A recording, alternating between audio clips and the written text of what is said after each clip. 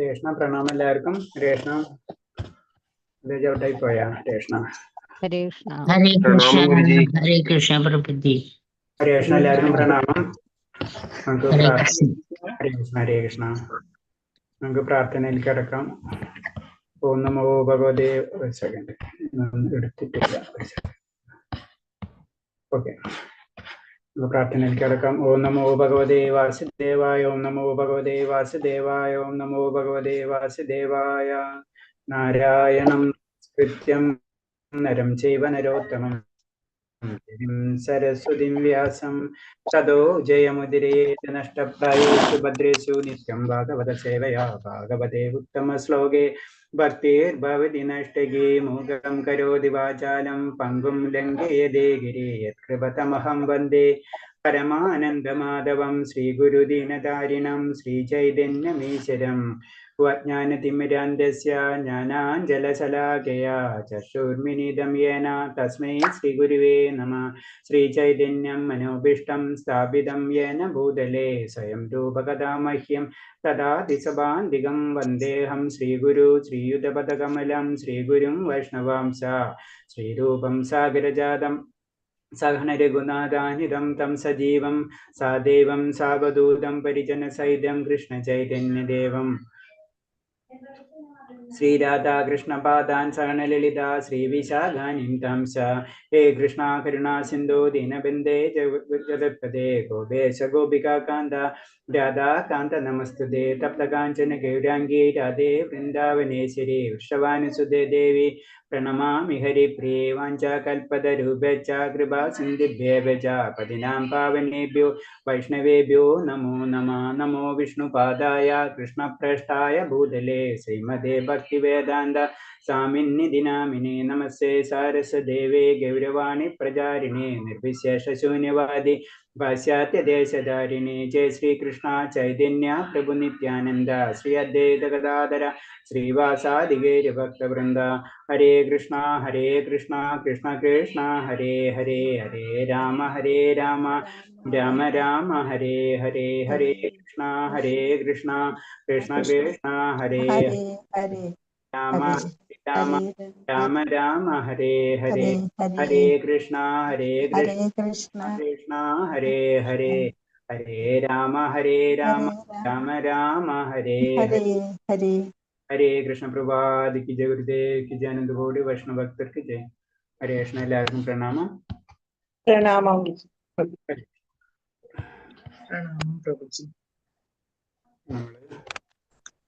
നമ്മള് 18ാമത്തെ ശ്ലോകല്ലേ? 17 വരെ അല്ലേ ഇന്നലെ എടുത്തത് നമ്മള്? അതെ അതെ അതെ 18 തുടങ്ങും.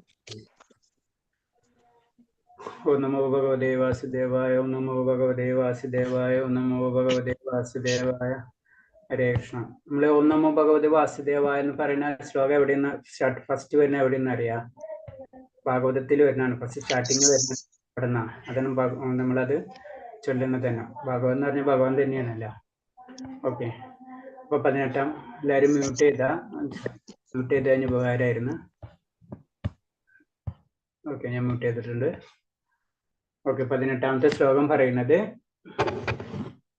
നമുക്കറിയാം. കൃഷ്ണാവബോധം കർമ്മയോഗം കൃഷ്ണാവബോധത്തിൽ പ്രവർത്തനം, അതിന് നമ്മൾ പഠിക്കുന്നത്. അതിൽ 18ാമത്തെ ശ്ലോകം പറയുന്നത് വിദ്യാവിനയ സമ്പന്നെ ബ്രാഹ്മണേ ഗവിഹസ്തിനി സുനിച്ചൈവശ പണ്ഡിത സമദർശനഃ. അറിവും വിനയവുമുള്ള ബ്രാഹ്മണനെയും പശുവിനെയും ആനയെയും നായയെയും നായമാംസം ഭക്ഷിക്കുന്ന ചണ്ടാലനെയും സമദൃഷ്ടിയോടെ യഥാർത്ഥ ജ്ഞാനമുള്ളവരായ വിനയത്തരായ പണ്ഡിതന്മാർ വീക്ഷിക്കുന്നത്. ശരിക്കും ഒരു പണ്ഡിതൻ അല്ലെങ്കിൽ ഒരു ഭക്തൻ എന്ന് പറയുമ്പോൾ ഭഗവാൻ പറഞ്ഞു തരാൻ ഇങ്ങനെ ഉള്ള വ്യക്തിനാണ് ശരിക്കും എന്താ പറയുന്നത് പണ്ഡിതൻ അല്ലെങ്കിൽ ജ്ഞാനി ഭക്തൻ. ഏത് കാറ്റഗറിയിലാണെങ്കിലും അത് അതീന്ദ്ര അവസ്ഥ കൈവരിച്ചവരാണ് ഇവരൊക്കെ. കാരണം എന്ന് വെച്ചാൽ ഇവർക്ക് ശരിക്കും അറിയാൻ പറ്റും ഓരോരുത്തരെ കാണുമ്പോഴും അതിൽ എന്താണ് ഭഗവാന്റെ ആത്മീയ സ്ഫുല്ലിംഗം മാത്രമാണെന്നും ശരീരം എന്ന് പറഞ്ഞത് അത് ഈ ജന്മത്തിലേക്ക് അവർക്ക് കിട്ടിയിട്ടുള്ള കർമ്മവാസനകൾക്ക് കിട്ടിയിട്ടുള്ളതിനനുസരിച്ചുള്ള ഇതാണെന്ന് മാത്രം മനസ്സിലാവും. അപ്പൊ അവർക്ക് എന്താണ് ഉള്ളിലുള്ള ആത്മാവിനെ മാത്രമാണ് അവർ കാണാം. ചുറ്റുപാടുള്ള ഇപ്പൊ നമ്മളെ കാണുമ്പോൾ വളരെ സിമ്പിൾ ആയിട്ട് പറയും, നമ്മൾ പലതരത്തിലുള്ള ഷർട്ട് ഇട്ടുണ്ടാവും അല്ലെ, ഒരാൾ ചിലപ്പോൾ നല്ല സാരി എടുത്തിട്ടുണ്ടാവും, അല്ലെങ്കിൽ വേറെ അങ്ങനെ പലരായിരിക്കും. പക്ഷെ എന്താണ്, നമ്മളെ ബന്ധുമിത്രാദികൾ നമ്മളെ ഡ്രസ്സാണല്ലോ കാണാം, നമ്മളിന്ന് കാണുന്നത് അല്ലെ എന്ന് പറഞ്ഞ പോലെയാണ് ആചാര്യന്മാര് പണ്ഡിതന്മാര് എന്താണ് ആ ചുറ്റുപാടുള്ള വസ്ത്രത്തെ അല്ല കാണുക, ആ ശരീരത്തെ അല്ല കാണുന്നത്, അതിലുള്ളിലിരിക്കുന്ന ആ ചൈതന്യത്തെയാണ് അവർ ദർശിക്കുക. അങ്ങനെ ദർശിക്കുന്നവനാണ് ശരിക്കും ഒരു പണ്ഡിതൻ എന്ന്, അല്ലെങ്കിൽ നമുക്ക് വേറെ രീതിയിൽ പറഞ്ഞ ഭക്തൻ എന്ന് പറയുന്നത്. അപ്പൊ കൃഷ്ണബോധം ഉദിച്ചവർക്ക് വർഗവിവേചനമോ ജാതി ഭേദമോ ഉണ്ടാവില്ല. ആ അവസ്ഥയിലേക്ക് എത്തിക്കഴിഞ്ഞാൽ അതേവരെ ഇതൊക്കെ നമുക്ക് നിലനിൽക്കും. അത് നമ്മൾ അല്ലാതെ ഇല്ല എന്ന് പറഞ്ഞത് വെറും നുണയാണ്, നമ്മൾ സാധാരണ രീതിയിൽ പറഞ്ഞു കഴിഞ്ഞാൽ. കാരണം ആ അവസ്ഥ എത്തണം, ആ അവസ്ഥയിലേക്ക് എത്താനാണ് നമ്മൾ ഇതൊക്കെ ചെയ്തു കൂട്ടിക്കൊണ്ടിരിക്കുന്നത്. അതിന് നമ്മൾ അർത്ഥധർമ്മ കാമ മോശമാണെങ്കിലും അതുപോലെ തന്നെ ചതുരാശ്രമാണെങ്കിലും ചതുർവർണ്ണങ്ങളൊക്കെ ഇതിന്റെ കാര്യങ്ങളാണ്, ഇതിലേക്കുള്ള യാത്രയാണ്. ആ അവസ്ഥയിലേക്ക് എത്തിക്കഴിഞ്ഞാൽ നമുക്ക് എല്ലാതും ഒരേപോലെ ആയിട്ട് തോന്നും. ശ്രീ ഭഗവാൻ പരമാത്മാവെന്ന സമ്പൂർണ്ണ അംശത്താൽ സർവ്വജീവജാലങ്ങളുടെ ഹൃദയത്തിൽ കുടികൊള്ളുവെന്ന ബോധം ഉദിച്ചതുകൊണ്ടും ഭഗവാനുമായി അവർക്കുള്ള ബന്ധമുള്ളത് കൊണ്ടും വിനയത്തിനായ പണ്ഡിതന്മാർ സമദൃഷ്ടിയോടാണ് വീക്ഷിക്കുന്നത്. അപ്പൊ എന്താണ്, എല്ലാ ജീവജാലങ്ങളിലും ഭഗവാൻ ഉണ്ടെന്ന് മനസ്സിലാവും അല്ലെ. നമ്മളെല്ലാ ജീവജാലങ്ങളിലും ഉള്ളിൽ എന്താണ്, പരമാത്മാവുണ്ട്, അതേപോലെ തന്നെ ജീവാത്മാവുണ്ട്. ഇത് ആർക്ക് മനസ്സിലാവും? ഇത് ആർക്ക്? പണ്ഡിതർക്ക് അല്ലെങ്കിൽ അജ്ഞാനികൾക്ക് അത് മനസ്സിലാവും. അത് കാരണം കൊണ്ടാണ് എല്ലാവരെയും ഒരേപോലെ അവർ വീക്ഷിക്കുന്നത്. പരമാത്മാവ് സർവ്വ ശരീരങ്ങളിൽ ഉണ്ടെന്നിരിക്കെ ഓരോരു പ്രത്യേക ശരീരത്തിൽ മാത്രമേ ജീവാത്മാവ് കുടികൊള്ളുകയുള്ളൂ എന്ന് കൃഷ്ണബോധം സിദ്ധിച്ച ഒരാൾക്ക് ഇത് വ്യക്തമായി അറിയാം. പരമാത്മാവ് എല്ലാവരിലും ഉണ്ടാവും, പക്ഷെ എന്താണ്, ജീവാത്മാവ് ഒരു വ്യക്തിക്ക് ഒരു ജീവാത്മാവ്, അടുത്ത വ്യക്തിക്ക് അടുത്ത ജീവാത്മാവ്. അല്ലാണ്ട് ജീവാത്മാവും എല്ലായിടത്തും ഒരേപോലെ അല്ല. നമ്മൾ പറയാം എല്ലാതും, നമ്മൾ സാധാരണ ജനറൽ ആയിട്ട് പറയുന്നത് എല്ലാതും ഭഗവാന്റെ ശക്തിയാണ്. അത് ശരിയാണ്, ഭഗവാന്റെ അതാണ് പരമാത്മാവ്. പക്ഷെ എന്താണ്, നമുക്കൊരു ഇൻഡിവിജ്വാലിറ്റി ഉണ്ട്. സത്യം പറഞ്ഞു കഴിഞ്ഞാൽ ഓരോരുത്തർക്കും ഓരോ വ്യക്തിത്വം ഉണ്ട്. അത് ഒരു വ്യക്തിയിൽ നിന്ന് അടുത്ത വ്യക്തി വ്യത്യാസമായിരിക്കും. അതാണ് നമ്മൾ മനസ്സിലാക്കേണ്ടത്. ഭഗവാന്റെ അംശം തന്നെയാണെങ്കിലും നമ്മൾ ഓരോരോ വ്യക്തിത്വം വെവ്വേറെ ആയിരിക്കും. പക്ഷെ ഭഗവാന്റെ ശക്തി ചൈതന്യം എല്ലാവരിലും ഉണ്ടാവും, പക്ഷെ നമ്മൾ ഓരോരുത്തരും വെവ്വേറെ ആയിരിക്കും. ഇത് മനസ്സിലാക്കുന്ന വ്യക്തി, ഇത് ശരിക്കും എന്തിന്, ആ കൃഷ്ണബോധം സിദ്ധിച്ച ഒരാൾക്ക്, ആ ഭക്തന് അല്ലെങ്കിൽ ജ്ഞാനിക്ക് ശരിക്കും അത് മനസ്സിലാക്കാൻ കഴിയും. ജീവാത്മാവും പരമാത്മാവും പൊതുവെയുള്ള സവിശേഷത അവബോധ അവസ്ഥയും സച്ചിദാനന്ദ സ്വഭാവം എത്രേ. അപ്പൊ എന്താണ്, ജീവാത്മാവിനും പരമാത്മാവുള്ള പൊതുവായ സവിശേഷത. കാരണം എന്താണ്, പരമാത്മാവ് എന്ന് പറഞ്ഞത് എന്താണ്, പരമാത്മാവിന്റെ തന്നെ ഒരു ചെറിയ രൂപം ആണല്ലോ. അപ്പൊ പരമാത്മാവ് എന്ന് പറഞ്ഞത് സച്ചിദാനന്ദമാണ് അല്ലെ, ഏത് സമയത്തും ആനന്ദമുള്ള വ്യക്തിയാണ് അല്ലെ, ഏത് സമയത്തും. അപ്പൊ അതേപോലെ തന്നെയാണ് ജീവാത്മാവ്. കാരണം എന്താണ്, പരമാത്മാവിന്റെ അംശമാണ് ജീവാത്മാവ്. അപ്പൊ അതിന് പറഞ്ഞ ജീവാത്മാവിനും പരമാത്മാവിനും പൊതുവെയുള്ള സവിശേഷത. എന്താണ് പ്രത്യേകത? ജീവാത്മാവിനും പരമാത്മാവിനുള്ള പ്രത്യേകത എന്താണെന്ന് പറഞ്ഞു കഴിഞ്ഞാൽ അവബോധമുള്ള അവസ്ഥയും സച്ചിദാനന്ദ സ്വഭാവം. ഏത് സമയത്തും സച്ചിദാനന്ദമായിരിക്കും, പരമാനന്ദം, ശാശ്വതവും ജ്ഞാനവും ആനന്ദവും കൂടിയിട്ടുള്ള ഒരു അവസ്ഥയായിരിക്കും ആർക്ക്? ജീവാത്മാവിനാണെങ്കിലും പരമാത്മാവിനാണെങ്കിലും. ആ അവസ്ഥ എത്തണം നമ്മൾ. ജീവാത്മാവ് പതുക്കെ പതുക്കെ അത് മനസ്സിലാക്കുന്ന ഒരു അവസ്ഥ, അതാണ് അതീന്ദ്രിയ അവസ്ഥ അല്ലെങ്കിൽ കൃഷ്ണബോധം നാം പറയുന്നത്.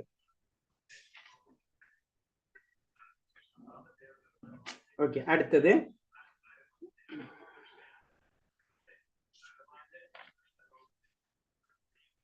ഈ 19ാമത്തെ ശ്ലോകം. ഇഹൈതർജിത സർഗോ യേഷം സാമ്യസ്ഥിതം മനഃ നിർദോഷം ഹി സമബ്രഹ്മ തസ്മാത് ബ്രഹ്മണി തേ സ്ഥിതാഹ. ആരുടെ മനസ്സ് സമഭാവനയിൽ ഉറച്ചു നിൽക്കുന്നവർ അവർ ജനന മരണ അവസ്ഥയെ ജയിച്ചു കഴിഞ്ഞു. അവർ ബ്രഹ്മത്തെ പോലെ ദോഷമറ്റവരാണ്, അതുകൊണ്ട് അവർ ബ്രഹ്മപദസ്ഥരുമാണ്. അപ്പൊ അവരുടെ മനസ്സ് സമഭാവനയിൽ ഉറച്ചു നിൽക്കുക. അപ്പൊ സമഭാവന എന്ന് പറയുമ്പോഴാണ് നമ്മൾ സമാധി അല്ലെങ്കിൽ അവസ്ഥ ഒരു പർട്ടിക്കുലർ ലെവലിൽ എത്തുമ്പോൾ നമുക്ക് ശരിക്കും മനസ്സിലാവും ഏതാണ് തെറ്റ്, ഏതാണ് ആത്മീയ ലോകം, ഏതാണ് ഭൗതിക ലോകം, എന്താണ് ശരീരം, എന്താണ് ആത്മാവ്, എന്താണ് പരമാത്മാവ്. ഈ അവസ്ഥയിൽ എത്തിക്കഴിഞ്ഞാൽ അതിന് സമാവസ്ഥ, അങ്ങോട്ടും ഇല്ല ഇങ്ങോട്ടും ഇല്ലാത്ത ഒരവസ്ഥ. അങ്ങനെ എത്തിക്കഴിഞ്ഞാൽ ജനന മരണ അവസ്ഥയെ ജയിച്ചു കഴിഞ്ഞു. ചുരുക്കി പറഞ്ഞാൽ നമ്മളെ സാക്ഷാത്കാരം, ആത്മസാക്ഷാത്കാരം നമുക്ക് ലഭിച്ചു കഴിഞ്ഞാൽ പിന്നെ ബ്രഹ്മം എന്ന് പറയുമ്പോൾ അതിൽ മാലിന്യമില്ല അല്ലെ, ബ്രഹ്മം ദോഷമറ്റതാണ്, അതുകൊണ്ട് അവർ ബ്രഹ്മപദസ്ഥരുമാണ് എന്ന് പറയുന്നത്. മനസ്സിലെ സമനില ആത്മസാക്ഷാത്കാരത്തിന്റെ ലക്ഷണമാണ്. അപ്പൊ ആത്മസാക്ഷാത്കാരം എന്ന് പറയുന്നത് മനസ്സിന്റെ സമനില, ആ അവസ്ഥയാണ് പറയുന്നത്. ആത്മജ്ഞാനത്തിലൂടെ സമഭാവനയിലേക്ക് വരുമ്പോൾ ആ ബദ്ധാവസ്ഥയിൽ നിന്ന് മുക്തനാകാം. പിന്നെ ആ ജീവന് ഭൗതിക ലോകത്തിൽ പിറവിയില്ല. അപ്പൊ നമ്മ ആത്മസാക്ഷാത്കാരം പലപ്പോഴും കേട്ടിട്ടുണ്ട്. ആത്മസാക്ഷാത്കാരം എന്ന് പറഞ്ഞ എന്താണ്? ഈ ഭൗതിക അവസ്ഥയിൽ നിന്നുള്ള ഒരു മുക്തിയാണ് ശരിക്കും. അങ്ങനെ ഭൗതിക അവസ്ഥയിൽ നിന്ന് മുക്തി കിട്ടിക്കഴിഞ്ഞാൽ പിന്നെ ഈ ഭൗതിക ലോകത്തിലേക്ക് വീണ്ടും വരേണ്ട ആവശ്യമില്ല. ഇവിടെ ഇന്ന് കിടന്ന് നമ്മൾ കറങ്ങിക്കൊണ്ടിരിക്കും. ഇത് കാര്യം എന്താണെന്ന് മനസ്സിലാക്കി അതിനനുസരിച്ച് പ്രവർത്തനങ്ങൾ നമ്മൾ ചെയ്തു കഴിഞ്ഞാൽ നമുക്ക് മുക്തിപദത്തിലേക്ക് ഉയർന്നു കഴിഞ്ഞാൽ പിന്നെ താഴത്തേക്ക് നമ്മൾ വരില്ല. രാഗദോഷങ്ങളല്ലാത്തതിനാൽ ഭഗവാൻ ദോഷരഹിതനാണ്. ഭഗവാന്റെ കാര്യം പറയുന്നതാണ്. രാഗദോഷങ്ങൾ ഒഴിഞ്ഞ ജീവനും അതേവിധം ദോഷരഹിതനും പരമവിഭവം പോകാൻ അർഹനുമാകുന്നു. ഭഗവാന്റെ അവസ്ഥയിലേക്ക് നമ്മൾ എത്താണ് ചെയ്യുന്നത്. ഭഗവാന്റെ അവസ്ഥ എന്ന് പറഞ്ഞത് എന്താണ്?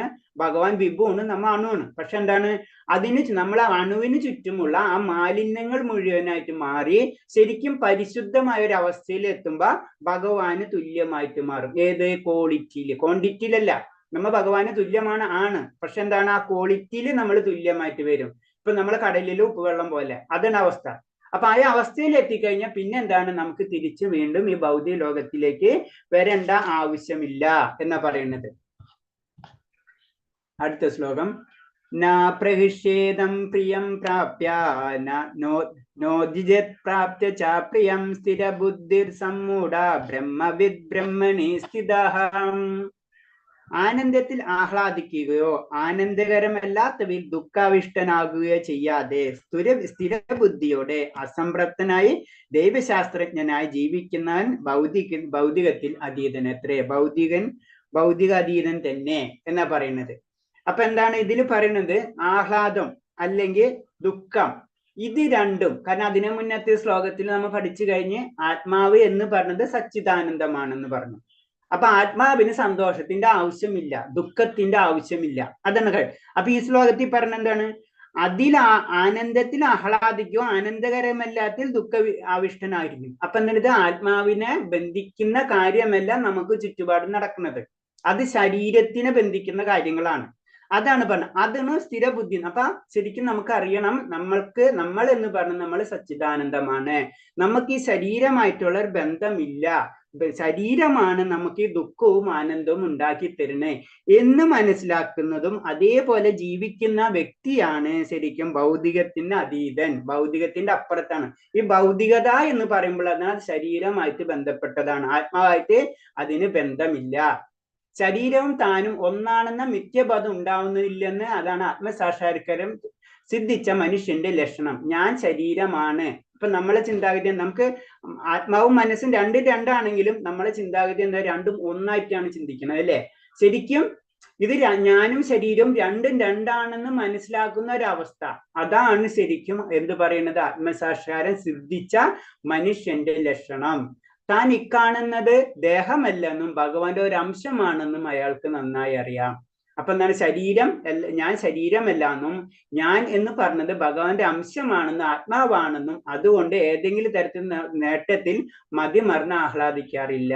കാരണം ആഹ്ലാദം എന്ന് പറഞ്ഞത് ആത്മാവിന് ആവശ്യമില്ല, ശരീരത്തിനാണ് ആവശ്യം. ശരീരം എന്റേതല്ല എന്ന് പറയുന്നതാണത്. ശരീരമായി തനിക്ക് ബന്ധപ്പെട്ടതല്ലെങ്കിലും നഷ്ടമായി ദുഃഖിക്കുകയുമില്ല. മാനസികമായി ഈ ദാർഢ്യമാണ് സ്ഥിരബുദ്ധി അഥവാ. അപ്പൊ ദുഃഖം ഉണ്ടെങ്കിലും സുഖമുണ്ടെങ്കിലും നമ്മൾ അതില് സ്ഥിരചിത്തകനായിരിക്കും, ഒരേപോലെ ഇരിക്കും, സമഭാവനയിലിരിക്കുക. ആ അവസ്ഥയാണ്. അങ്ങനെ വരുമ്പോഴാണ് ഭൗതികത്തിന് അതീതൻ എന്ന് പറയുന്നത്. സർവ്വവിധേനയും പരംപുരുഷനോട് താതാത്മ്യം നേടാമെന്ന വ്യാമോഹത്തോടെ അതിനെ ശ്രമിക്കാതെ തന്റെ മൂലസ്വരൂപം എന്തെന്ന് അയാൾ മനസ്സിലാക്കുന്നു. അതിനെ ശ്രമിക്കുന്നു. ബ്രഹ്മസാക്ഷാത്കാരം അഥവാ ആത്മസാക്ഷാത്കാരം ഈ സ്ഥിതിയെ ബോധത്തെ കൃഷ്ണബോധം എന്ന് പറയുന്നു.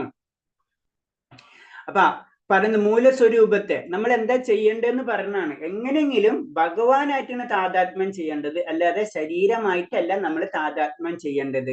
കാരണം നമ്മുടെ പാർട്ട് നമ്മളിപ്പോ സിമ്പിൾ ആയിട്ട് പറഞ്ഞു കഴിഞ്ഞാൽ നമ്മൾ പുറത്തേക്ക് പോകണമെന്നേക്കാം. നമ്മൾ പുറത്തേക്ക് പോയി കഴിഞ്ഞാൽ കുറെ വ്യക്തികളെ നമ്മൾ കാണും, അല്ലെ?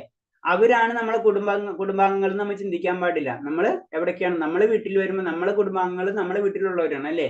അതായിരിക്കണം നമ്മളെ കുടുംബം, അല്ലെങ്കിൽ നമ്മുടെ സ്വധർമ്മം അല്ലെങ്കിൽ സ്വധാമം എന്ന് പറഞ്ഞത് ഭഗവാനാണ്, ഭഗവാന്റെ ധാമാണ്. ഈ അവസ്ഥ അതിനു വേണ്ടിയാണ് നമ്മൾ പ്രവർത്തിക്കേണ്ടത്. ഭൗതിക ഭോഗങ്ങളിൽ ലൈംഗിക സുഖമാണ് മുഖ്യം. അതിന്റെ മാസ്മര ശക്തിക്ക് വഴങ്ങിയാണ് ഈ പ്രപഞ്ചം തന്നെ പ്രവർത്തിച്ചു പോരുന്നത്. അപ്പൊ പറഞ്ഞത് ഈ ഭൗതിക ലോകത്തിനെ പറ്റി പറഞ്ഞാണ്. കാരണം അതിന്റെ ചുറ്റും ഒരു മാസ്മരിക ലോകാണ്. അതിൽ നിന്ന് പെട്ടെന്ന് നമുക്ക് പറയാനൊക്കെ എളുപ്പമാണ്. കാരണം ഇതിലേക്ക് ഇറങ്ങിക്കഴിഞ്ഞാൽ ഇവിടെ നിന്ന് പോകാൻ വളരെ ബുദ്ധിമുട്ടാണ്. കാരണം അത്ര അട്രാക്റ്റീവ് ആണ്. അതിന്റെ ഒരു ചെറിയ കഥ പറയണു ജസ്റ്റ്. അതായത് ഇന്ദ്രനെ ശാപം കിട്ടണം. അങ്ങനെ ഇന്ദ്രൻ എന്ത് ചെയ്യണം? ഭൗതിക ലോകത്തിൽ പിറക്കണം, ഭൗതിക ലോകത്തിലേക്ക് വരണം. പന്നിയായിട്ടാണ് ജനിക്കുന്നത്. അങ്ങനെ പന്നിയായിട്ട് ജനിച്ച് ആ ശാപം കിട്ടണം. അങ്ങനെ പന്നിയായിട്ട് ജനിച്ച് പിന്നെന്താണ് അങ്ങനെ ജീവിച്ചുകൊണ്ടിരിക്കണം. കുട്ടികളും പത്നിയൊക്കെ ആയിട്ട് ഇങ്ങനെ സുഖമായിട്ട് പോയിക്കൊണ്ടിരിക്കണം. ആ പന്നിയുടെ ജീവിതം മുഴുവൻ ആഘോഷിച്ചുകൊണ്ടിരിക്കുകയാണ് ഇന്ദ്രൻ. അപ്പൊ നാരദൻ വരികയാണ്. അപ്പൊ അതിന്റെ സമയം കഴിഞ്ഞു. കാരണം ഈ ഭൗതിക ലോകത്തിൽ നിൽക്കേണ്ട സമയം ഇന്ദ്രന് കഴിയാണ്. അപ്പൊ നാരദൻ വന്നിട്ട് പറയാണ്, അങ്ങ് എന്താണ് ഇത്രയും കാലം കഴിഞ്ഞിട്ട് ഇനിയിപ്പൊ കഴിഞ്ഞു, നിങ്ങൾ തിരിച്ചു വരാം. അപ്പൊ ഇന്ദ്രൻ പറയണെന്ന് വെച്ച് കഴിഞ്ഞാൽ, ഞാൻ ഈ സുഖം വിട്ടിട്ട് ഈ പന്നീരെ സുഖം വിട്ടിട്ട് ഞാൻ എങ്ങനെ തിരിച്ചു പോരും എന്ന് ചോദിക്കുന്നുണ്ട്. അത് തന്നെയാണ് സംഭവം. കാരണം അത്രയും മാസ്മരികമായിട്ടുള്ള ഒരു ശക്തി ഭൗതിക ലോകത്തിലുണ്ട്. നമുക്ക് പെട്ടെന്ന് അതിൽ നിന്ന് കടക്കാൻ കഴിയില്ല. അത് ഭഗവാൻ തന്നെ ഞാൻ പറഞ്ഞിട്ടുണ്ട് ആ ശ്ലോകം തന്നെ, ദേവീഹേഷ ഗുണമയ്യ. കാരണം ഭഗവാന്റെ തന്നെ ശക്തിയാണത്. ആ ശക്തിയെ പെട്ടെന്ന് ഭഗവാനെ വിളിക്കാതെ നമുക്ക് അതിൽ നിന്ന് കടക്കാൻ പറ്റില്ല. ആത്മസാക്ഷാത്കാരവും ലൈംഗിക സുഖവും ഒരിക്കലും പൊരുത്തപ്പെട്ടു പോകില്ല. നമ്മൾ ഇതും വേണം എന്ന് വിചാരിച്ച് നമുക്ക് നടക്കില്ല. ഇത് നമ്മൾ വിട്ടേ തീരും. അത് നമുക്ക് വിടാൻ പറ്റിയില്ല. അതാണ് നമ്മളോട് ബന്ധസ്ഥരായിട്ട് ഇരിക്കുന്നത്. അതാണ് നമ്മൾ ഒരേ രീതിയിൽ പതുക്കെ നമ്മൾ ചെറിയ എക്സാമ്പിൾ പറയുന്നത് വെച്ച് കഴിഞ്ഞാൽ, നമുക്ക് കുട്ടികളെ ചെറിയ കുട്ടികളെ എന്താണ് സ്കൂളിൽ പോയി പഠിപ്പിക്കണം അല്ലെ, അവരെ വിദ്യാഭ്യാസമൊക്കെ ഇമ്പ്രൂവ് ചെയ്യണം. കുട്ടികൾക്ക് സ്കൂളിൽ പോകണമെന്നുണ്ട്, വീട് വിടാനും പറ്റില്ല. ഈ അവസ്ഥയാണ് നമ്മളെ അവസ്ഥ. അപ്പൊ നമ്മൾ അതിന്റെ രീതിയിൽ ചെറിയ കുട്ടികളെ അതിന് ട്രെയിനിങ് കൊടുക്കും അല്ലെ, അവിടെ ചെന്ന് അത് കിട്ടും ഇത് കിട്ടും എന്നൊക്കെ പറഞ്ഞ് നമ്മൾ പതുക്കെ നമ്മൾ അവരെ ബ്രെയിൻ വാഷ് ചെയ്യാൻ തുടങ്ങും. ഇത് തന്നെയാണ് ചെയ്യുന്നത്. കാരണം നമ്മൾ അർത്ഥധർമ്മ കാമമോക്ഷം ആണെങ്കിലും എല്ലാ നമ്മുടെ ശാസ്ത്രങ്ങളും പറഞ്ഞു തരുന്നതാണ്, പതുക്കെ നമുക്ക് ഈ മാസ്മരിക ലോകത്തിൽ നിന്ന് നമുക്ക് മാറണം. അതാണ് നമ്മളെ സ്വധാമം. അതിലേക്ക് നമ്മളെ കടക്കണം. അല്ലാണ്ട് ഇത് വിടാതെ അതിലേക്ക് കടങ്ങി രണ്ടും കൂടെ നമുക്ക് കൊണ്ടുപോകാൻ പറ്റില്ല. കൃഷ്ണപദം സിദ്ധിച്ച മഹാത്മാവാകാൻ ആകയാൽ ഏത് വിഷയസുഖങ്ങളിലും അനാസക്തനായിരിക്കും. കാരണം ആ അവസ്ഥയിൽ എത്തിക്കഴിഞ്ഞാൽ പിന്നെ ഭൗതികമായിട്ട് ബന്ധമില്ല, എല്ലാതും ഒരേപോലെ ഫീൽ ചെയ്യാൻ തുടങ്ങും എന്നാ പറയുന്നത്. അടുത്ത ശ്ലോകം, ബാഹ്യസ്പർശേഷു സദാത്മാ വിദ്യാത്മനി യസ്സുഖം സ ബ്രഹ്മയോഗയുക്താത്മാ സുഖമക്ഷയമശ്നുതേ. മുക്തനായ ഒരാൾക്ക് ഭൗതികമായി ഇന്ദ്രിയ സുഖങ്ങൾ ആസക്തി ഉണ്ടാകില്ല. അയാൾ സമാധി പൂണ്ട് ആത്മാവിൽ തന്നെ എപ്പോഴും ആനന്ദം അനുഭവിക്കുന്നു. പരമതത്വത്തിൽ ഏകാഗ്രമേ മനസ്സൊന്നുകൊണ്ട് ആത്മസാക്ഷാത്കാരം ലഭിച്ച് വ്യക്തി അളവറ്റ ആനന്ദം അനുഭവിക്കുന്നു. അപ്പൊ എന്താണ്, ഒരു മുക്തനായ ആ അവസ്ഥയിലേക്ക് എത്തിക്കഴിഞ്ഞാൽ ആളെന്താണ്, ആ സമാധി പൂണ്ട് ആത്മാവ് എന്താണെന്ന് അറിയാം അല്ലെ, ആത്മാവിന്റെ ആനന്ദം അനുഭവിച്ചുകൊണ്ടിരിക്കും. അങ്ങനെ ആത്മസാക്ഷാത്കാരം ലഭിച്ച വ്യക്തി അളവറ്റ ആനന്ദം അനുഭവിക്കുന്നു. നമുക്ക് പുറത്ത് ആനന്ദത്തിന്റെ ആവശ്യമില്ല. ഉള്ളിലുള്ള ആനന്ദം അത്ര അളവറ്റതാണ്, അത് അനുഭവിച്ചുകൊണ്ടിരിക്കും എന്നാ പറയുന്നത്.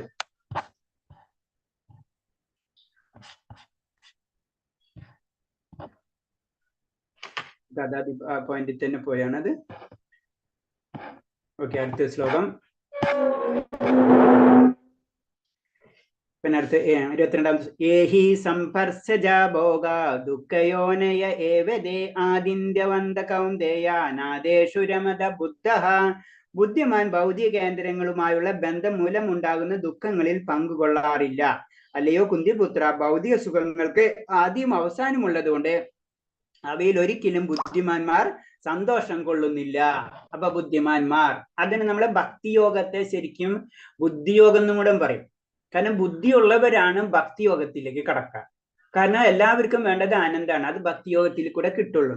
അതാണ് ബുദ്ധിമാന്മാർ എന്ന് പറഞ്ഞ. ബുദ്ധിമാന്മാർ എന്താണ്, ഭൗതിക കേന്ദ്രവുമായിട്ടുള്ള ബന്ധം മൂലം ഉണ്ടാകുന്ന ഈ ഭൗതിക ഇന്ദ്രിയങ്ങൾ എന്ന് പറഞ്ഞാൽ നമുക്കറിയാം, ഈ ഭൗതിക ലോകത്തിലെ കാര്യങ്ങൾ, അതിലെന്ത് സുഖം ദുഃഖം ഇങ്ങനെ ഉണ്ടായിക്കൊണ്ടിരിക്കും അല്ലെ. അതിന് തുടക്കം ഉണ്ടാവും, അവസാനം ഉണ്ടാവും. ഒരു ദുഃഖം ഉണ്ടെങ്കിൽ അതിന് തുടക്കം ഉണ്ടാവും, അതിന് അവസാനം ഉണ്ടാവും. അതിൽ പങ്കുകൊള്ളാറില്ല. ഭൗതിക ഇന്ദ്രിയ സുഖങ്ങൾ ഇന്ദ്രിയങ്ങളാകുന്ന ബന്ധങ്ങൾ കൊണ്ടാണ് ഉണ്ടാകുന്നത്. അവ ക്ഷണികമാണ്. അവന് അത് കുറച്ച് നേരത്തേക്ക് ഉണ്ടാവുള്ളൂ. അത് കഴിഞ്ഞ് പിന്നെ അടുത്ത സബ്ജക്ട് തുടങ്ങും, അതിൽ കയറും, ഇതിങ്ങനെ കറങ്ങിക്കൊണ്ടിരിക്കും. അപ്പൊ അതാർക്ക് മനസ്സിലാവും? ആയ ഭക്തന് അല്ലെങ്കിൽ ബുദ്ധിമാന് അത് മനസ്സിലാവും എന്നാ പറയുന്നത്. യോഗികൾ പരമസത്യത്തിന് അനന്തവും ഇന്ദ്രിയാതീതവുമായ ആനന്ദം അനുഭവിക്കുന്നു. യോഗികൾ അല്ലെങ്കിൽ ഭക്തന്മാർ അവരെന്താണ്? പരമസത്യത്തായിട്ടുള്ള കണക്ഷൻ കിട്ടുന്നതോടുകൂടി അനന്തവും ഇന്ദ്രിയങ്ങൾക്ക് അതീതവുമായിട്ടുള്ള ആനന്ദം അവര് അനുഭവിക്കുന്നു എന്നാ പറയുന്നത്. യഥാർത്ഥ യോഗിയാവട്ടെ വിജ്ഞരായ അതീന്ദ്രജ്ഞാനികളാവട്ടെ വിഷയസുഖങ്ങളിൽ ആകാറില്ല. അപ്പൊ വിഷയസുഖങ്ങൾ, ഭൗതിക സുഖങ്ങളിൽ ഒരാളും പ്രത്യേകിച്ച് ആകർഷ്ടരാവാറില്ല. കാരണം അതല്ല സന്തോഷം എന്ന് അവർക്കറിയാം. അത് കാരണം കൊണ്ട് അത് ഭൗതിക സുഖാസക്തനാണോ അത്രയും കൂടുതൽ ഭൗതിക ക്ലേശങ്ങൾക്ക് ഇരയായിത്തീരും. അതടുത്തത് നമുക്കറിയാം, 1 കിട്ടിയാൽ 10 മതിയെന്ന്, 10 കിട്ടിയാൽ 100 മതിയെന്നുള്ള ഇത് തന്നെയാണ്. ഭൗതിക ലോകത്തില് ഒരിക്കലും നമുക്ക് ഹാപ്പി കിട്ടില്ല. കാരണം എന്താണ്? നമ്മൾ ഒരെണ്ണം കിട്ടി, നമ്മൾ അത് കഴിഞ്ഞ് ആ കിട്ടണ വരെ ഉണ്ടാവുള്ളൂ നമുക്ക് അതിനുള്ള അറ്റാച്ച്മെന്റ്. അത് കിട്ടിക്കഴിഞ്ഞാൽ അത് വിടും, പിന്നെ അടുത്ത് പിടിക്കും നമ്മൾ. ഇത് ഇങ്ങനെ റൊട്ടേറ്റ് ചെയ്തുകൊണ്ടിരിക്കണം. അതാണ് പറഞ്ഞത്. അത് എത്ര ആഗ്രഹങ്ങൾ കൂടുന്നോ അത്രയും നമുക്ക് ക്ലേശങ്ങൾ ഉണ്ടായിക്കൊണ്ടിരിക്കും. അതാണ് നമ്മൾ ഏറ്റവും സിംപ്ലിഫൈ ചെയ്ത് നമ്മുടെ ലൈഫ് കൊണ്ടുപോയി കഴിഞ്ഞാൽ നമുക്ക് അത്രയും ക്ലേശങ്ങളും അത്ര ദുരിതങ്ങളും അത്ര പാപകർമ്മങ്ങളും ഒക്കെ കുറയെന്ന് പറയുന്നത്. വളരെ സിമ്പിൾ ആയിട്ട് ലൈഫ് കൊണ്ടുപോകണമെന്നാ പറഞ്ഞത്. അതൊക്കെ ഫസ്റ്റ് സ്റ്റെപ്പാണ്, ഇനീഷ്യൽ സ്റ്റെപ്പാണ്. അതൊന്നും ഇല്ലാതെ നമ്മൾ സിംപ്ലിഫൈയും മറ്റുള്ള കാര്യങ്ങളൊന്നും ഇല്ലാതെ പെട്ടെന്ന് നമുക്ക് ഈ അതീന്ദ്ര അവസ്ഥയിലേക്കോ ഒന്നും കടക്കാൻ കഴിയില്ല. അതാണ് യോഗികൾ. എന്താണ്? ഈ ഭൗതികത മുഴുവനും വിട്ടിട്ട് നമ്മൾ ചിന്തിച്ചാലേ അറിയാം, ഹിമാലയത്തിൽ പോയി തപസ് ചെയ്യണം അങ്ങനെയൊക്കെ ഇരിക്കണം. കാരണം ഈ ഭൗതിക ലോകം തന്നെ അവർ വിടാൻ ഉദ്ദേശിക്കുകയാണ്. ഇവിടെ ക്ലേശങ്ങൾ മാത്രമാണെന്ന് അവർക്കറിയാം. പക്ഷെ ഭക്തന്മാരെന്താണ്? ഭഗവാനെയാണ് കൂട്ടുപിടിക്കുന്നത്. അപ്പൊ ഞാൻ ഇന്നലെ പറഞ്ഞു വിരക്തി ആസക്തി, അത് അതിന്റെ പാർട്ടായിട്ടാണ് വരുന്നത്. അപ്പോൾ എത്രയും നമ്മൾ എന്താണ്, എത്രയും ഭൗതികത ആസക്തി, അത് നമ്മൾ 3 തരം ഗുണങ്ങൾ പറഞ്ഞിട്ടുണ്ട്. ഒന്ന് നമുക്കറിയാം, തമോ ഗുണം, രജോ ഗുണം, സാത്വിക ഗുണം. സാത്വിക ഗുണം ഉള്ളവരാണ് നമ്മൾ ലളിതമായിട്ടുള്ള ജീവിതം, സാത്വികമായിട്ടുള്ള ജീവിത രീതിയൊക്കെ നമ്മൾ നടത്തുന്നത്. പക്ഷെ രജോ ഗുണം എന്ന് പറഞ്ഞ ആസക്തിയായിരിക്കും. നമ്മുടെ ഇപ്പൊ ഭൗതിക ലോകത്തില് 90% എല്ലാവരും എന്താണ്? രജോ ഗുണമുള്ളവരാണ്, ആസക്തിയായിരിക്കും. ഒന്ന് കഴിഞ്ഞ അടുത്തയിലേക്കുള്ള ആസക്തിയിലാണ് ഈ ഭൗതിക ലോകം നിലനിൽക്കുന്നത് എന്ന് പറയാം നമുക്ക്. അപ്പൊ അങ്ങനെ ആസക്തി കൂടുന്തോറും നമുക്ക് ജീവിതം ക്ലേശങ്ങള് കൂടിക്കൊണ്ടിരിക്കും എന്ന് പറയുന്നത്. അടുത്ത ശ്ലോകം. ശാനോതി ഹൈവ സോഢ്യം പ്രാക്ശരീര വിമൂഷണാത് കാമക്രോധാത്ഭവം വേഗം സായുക്ത സുഖീനരാ. ഈ ശരീരം ത്യജിക്കുന്നതിന് മുമ്പ് ഭൗതികേന്ദ്രിയങ്ങളുടെ ത്വരയെ ചെറുക്കാനും കാമക്രോധങ്ങൾ നിയന്ത്രിക്കാനും സാധിക്കുന്ന ആൾ നല്ല സ്ഥിതിയിൽ വർത്തിക്കുന്ന അയാൾ ഈ ലോകത്തിൽ സന്തോഷവാനാണ്. അതായത് നമ്മൾ സാത്വിക ഗുണത്തിലേക്ക് നമ്മൾ കൊണ്ടുവരണം എന്നാ പറയുന്നത്. കാരണം ഈ ശരീരം ത്യജിക്കുന്നതിന് മുന്നേ തന്നെ നമ്മളെ ശരീരം, നമ്മളെ സ്വഭാവങ്ങൾ, നമ്മളെ ജീവിത രീതികൾ മാറ്റി കൊണ്ടുവരണം. അതായത് ഇന്ദ്രിയങ്ങളാണ് നമ്മളെല്ലാത്തിന്റെ കാരണങ്ങൾ അല്ലെ. അപ്പൊ ഇന്ദ്രിയങ്ങളെ ത്വരയെ, ആഗ്രഹങ്ങളെ ചെറുക്കാനും കാമക്രോധങ്ങളെ നിയന്ത്രിക്കാനും സാധിക്കുന്ന ആൾ നല്ല സ്ഥിതിയിൽ വർത്തിക്കുന്നു എന്നാ പറയുന്നത്. അപ്പൊ ആത്മസാക്ഷാത്കാരത്തിന്റെ വഴിയിൽ ശരിക്കും മുന്നേറണമെങ്കിൽ ഒരാൾ ഭൗതിക ഇന്ദ്രിയങ്ങളുടെ പ്രാബല്യത്തെ നിയന്ത്രിച്ചേ തീരൂ. അപ്പൊ നമ്മൾ ഭക്തിയിലേക്ക്, ആത്മീയതയിലേക്ക് കടക്കണമെങ്കിൽ നമ്മൾ എന്താണ്, ചില കാര്യങ്ങൾ, നമ്മൾ ഇന്ദ്രിയങ്ങളെ നിയന്ത്രിക്കേണ്ട പല കാര്യങ്ങളും നമ്മൾക്ക് ചെയ്തേ പറ്റൂ. അല്ലാതെ നമുക്ക് ആത്മീയതയിലേക്ക് കടക്കാൻ കഴിയില്ല. വാക്ക്, മനസ്സ്, ഉദരം, ജനനേന്ദ്രിയം, രസന, ക്രോധം ഇവയ്ക്കെല്ലാം ഉണ്ട് ഗണ്യമായ ശക്തി. വാക്ക് പവർ ആണ് അല്ലെ, വാക്ക് എന്ന് പറയും. മനസ്സ്, ഉദരം, ഇതിനൊക്കെ ഉണ്ട് ശക്തി. ഇത് തന്നെ നമ്മൾ ഉപദേശാമൃതത്തിൽ അടുത്ത ലെവലിൽ നിങ്ങൾ ഡീറ്റെയിൽ ആയിട്ട് പഠിക്കും. ഈ 6 ത്വരകൾ പറയുന്നുണ്ട്. അപ്പൊ വ്യത്യസ്തമായ ഇന്ദ്രിയങ്ങളെയും മനസ്സിനെയും കീഴടക്കാൻ സാധിച്ചവൻ ഗോസ്വാമി അഥവാ സ്വാമി എന്ന് വിളിക്കുന്നു. അതായത് ഗോസ്വാമി എന്ന് പറഞ്ഞ് ഇന്ദ്രിയങ്ങളെ കീഴടക്കാൻ കഴിവുള്ളവനെയാണ് ഗോസ്വാമി എന്ന് പറയുന്നത്. അപ്പൊ ആ അവസ്ഥയിൽ അങ്ങനെ എത്തണം, എന്നാലേ നമുക്ക് അടുത്ത സ്റ്റെപ്പിലേക്ക് കടക്കാൻ കഴിയൂ. ഇന്ദ്രിയം നിയന്ത്രണം ചെയ്യാൻ കഴിയുമെങ്കിൽ ആത്മസാക്ഷാത്കാരത്തിൽ ഒരാൾ സന്തുഷ്ടനാകുന്നു.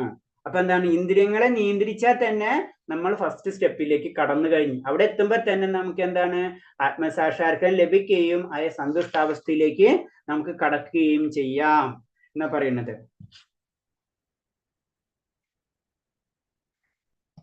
അടുത്ത ശ്ലോകം. യോ അന്തസുഖം അന്തരരാമാസ്തദന്തർജ്യോതിരേവയാ സയോഗി ബ്രഹ്മനിർവാണം ബ്രഹ്മബോധോതി ഗച്ഛതി. ഊർജ്ജസ്വലനവും ആനന്ദവും സുഖവും തന്നിൽ തന്നെ കുടികൊള്ളുന്നവനുമായ ഒരാളാണ് അന്തർമുഖനായ തികഞ്ഞ യോഗി. ബ്രഹ്മനിർവാണം പുകിയ അയാൾ മരണാന്തരം പരമപദം പ്രാപിക്കും.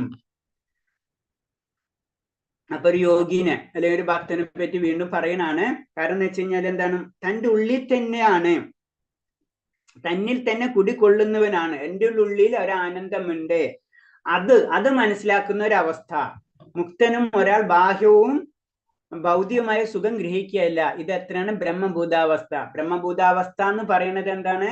ബാഹ്യവും ഭൗതികവുമായിട്ടുള്ള സുഖം ഗ്രഹിക്കുന്നതല്ല ബ്രഹ്മഭൂതാവസ്ഥ. ബ്രഹ്മത്തെ അറിയാം അല്ലെ, നമ്മുടെ ഉള്ളിലുള്ള ആനന്ദത്തെ അല്ലെങ്കിൽ ആത്മാവിനെ അറിയാം.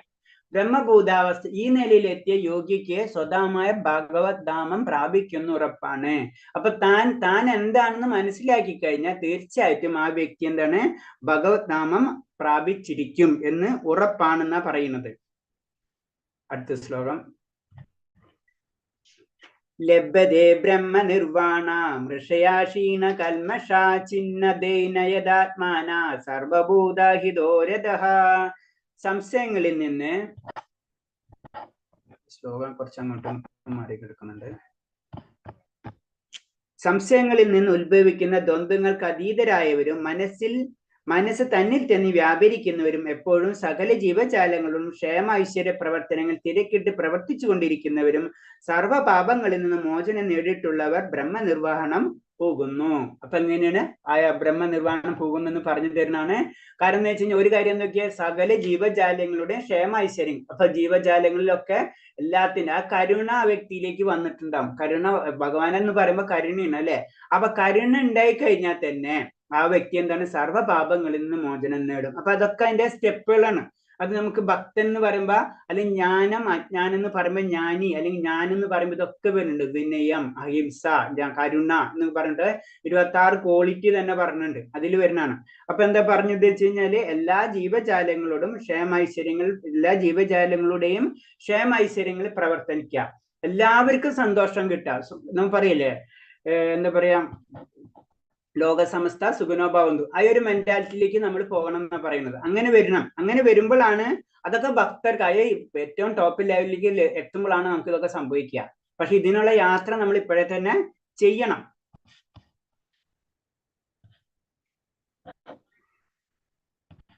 തികഞ്ഞ കൃഷ്ണബോധമുള്ളവർക്ക് സർവ്വ ജീവജാലങ്ങളും ക്ഷേമം ഉദ്ദേശിച്ചുകൊണ്ട് പ്രവർത്തിക്കാൻ സാധിക്കും. അപ്പൊ ഭഗവാനോട് സ്നേഹം, ഭഗവാന്റെ കാര്യങ്ങൾ ചെയ്യാം. ഭഗവാനോട് സ്നേഹം ഉണ്ടെങ്കിലോ മാത്രമേ മറ്റുള്ള ജീവജാലങ്ങളോട് സ്നേഹം ഉണ്ടാവുള്ളൂ നമുക്ക്. അതാണ് അതിന്റെ പ്രത്യേകത. കൃഷ്ണനാണ് എല്ലാറ്റിനും ഉറവിടം എന്ന് അറിയുന്ന ഒരാൾ ആ ബോധത്തോടെ പ്രവർത്തിക്കുമ്പോൾ അത് ലോകക്ഷേമത്തിനായി തീരും. അപ്പൊ എല്ലാത്തിന്റെ ഉറവിടം ഭഗവാനെന്ന് നമുക്ക് മനസ്സിലാക്കി കഴിഞ്ഞാൽ അതിനനുസരിച്ച് പ്രവർത്തിച്ചു കഴിഞ്ഞാല് നമുക്ക് ലോകത്തിന്റെ തന്നെ ക്ഷേമത്തിന് കാര്യമായി, ലോകക്ഷേമത്തിനായി തീരും എന്നാ പറയുന്നത്. പരമ ആസ്വാദകനും പരമാധികാരിയും പരമസുഹൃത്തും കൃഷ്ണനാണെന്ന സത്യം വിസ്മരിക്കുന്നത് കൊണ്ടാണ് മനുഷ്യവർഗത്തിന്റെ ക്ലേശങ്ങൾ അനുഭവിക്കേണ്ടി വരുന്നത്. അപ്പൊ എല്ലാത്തിന്റെ കാരണങ്ങൾക്ക് കാരണം, എല്ലാത്തിന്റെ അധികാരി, എല്ലാതും ആസ്വദിക്കുന്നത് ഭഗവാനാണ്. നമ്മൾ ഭഗവാന്റെ ദാസനാണ്. ഭഗവാൻ സന്തോഷിക്കുമ്പോഴോ നമുക്ക് സന്തോഷം കിട്ടുള്ളൂ എന്ന് മനസ്സിലാക്കാതെ നമ്മൾ പ്രവർത്തിക്കുന്നത് കൊണ്ടാണ് ഈ മനുഷ്യവർഗത്തിന് ക്ലേശങ്ങൾ അനുഭവിച്ചുകൊണ്ടിരിക്കുന്നത്. ജീവിതത്തിന് വേണ്ടിയുള്ള കഠിന പ്രയത്നത്തിൽ നേരിടുന്ന ക്ലേശങ്ങൾക്ക് കാരണം ഭഗവാനും മനുഷ്യനുമായുള്ള ബന്ധത്തെ മറക്കുന്നതാണ്. അപ്പൊ നമ്മുടെ ജീവിത പ്രശ്നങ്ങൾക്കുള്ള കാരണം തന്നെ പറഞ്ഞത് നമ്മൾ ഭഗവാനായിട്ടുള്ള ബന്ധം. നമുക്ക് ഇത്ര ആലോചിച്ചാൽ മതി.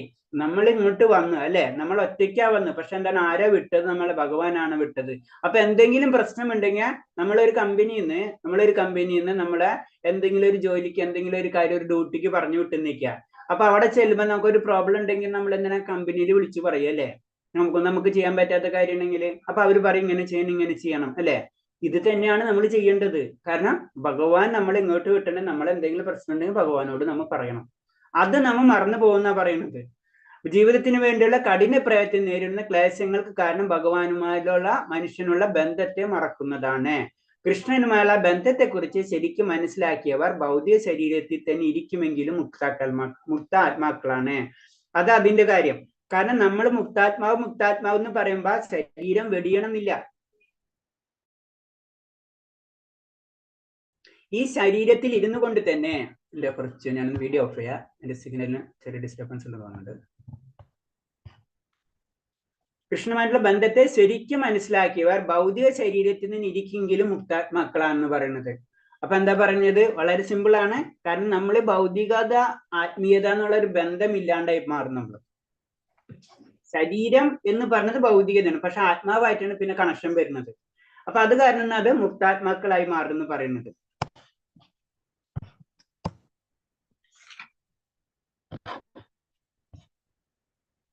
ഞാൻ പറയുന്നത് മനസ്സിലാവുണ്ടോ? അല്ലെ സ്പീഡ് കൂടുന്നുണ്ടോ? വീഡിയോ എന്റെ ക്ലിയർ ആണോ? കട്ടാവുണ്ടായിരുന്നോ? ഹരേഷ്ണ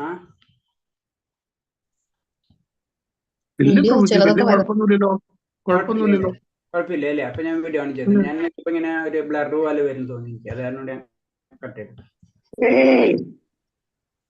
ഓക്കെ, ക്ലിയർ ആണ് അല്ലേ? വേറെന്തെങ്കിലും പോയിന്റ്സ് ഉണ്ടെങ്കിലും വല്ല സ്പീഡ് കൂട്ടണ എന്തെങ്കിലും ഇഷ്യൂ ഉണ്ടെങ്കിൽ പറയണം കേട്ടോ, അല്ലെങ്കിൽ ഞാൻ എനിക്ക് അറിയില്ലല്ലോ, അതാരണോണ്ടാ. സോറി, ആ സ്ലൈഡ് ഞാൻ നോക്കാം, അത് എനിക്ക് മനസ്സിലാവുന്നുണ്ട്. ചില സ്ലൈഡുകൾ അങ്ങോട്ടും ഇങ്ങോട്ടും കയറി ഇറങ്ങി വരുന്നുണ്ട്, ഞാൻ നോക്കിക്കൊണ്ട്.